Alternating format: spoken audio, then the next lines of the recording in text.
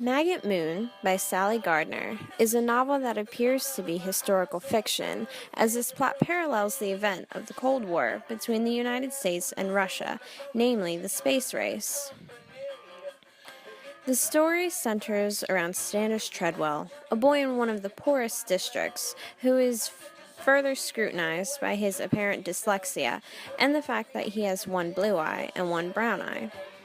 Standish lives with his grandfather after the government took his parents, and he believes that they no longer exist.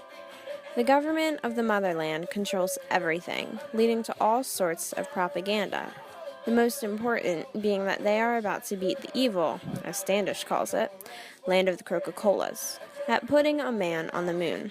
But Standish doesn't see how the land of the Coca-Colas could be worse than what he has to endure in the motherland.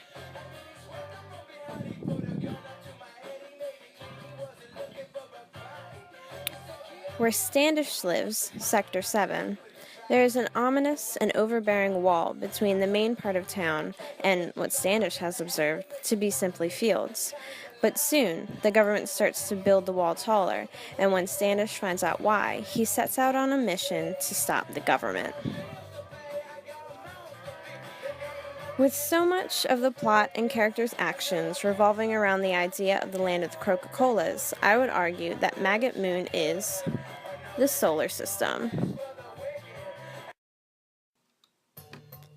This would make the ideas of the land of the Coca-Colas the sun, and the various characters are the planets because their actions revolve, technically orbit, in this case, around it. Because the government and those who work for it are so separated by this idea, they would be considered the Jovian planets, the planets that are farther away from the sun.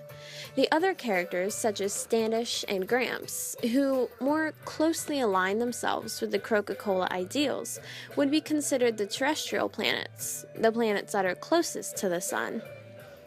Using this metaphor and the sun essentially as a symbol for hope, the same could be said for the novel Ready Player One by Ernest Cline.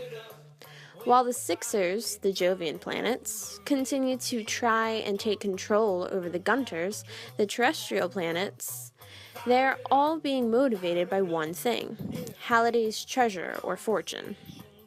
In this case, the treasure would be the sun, since every character's actions center around it.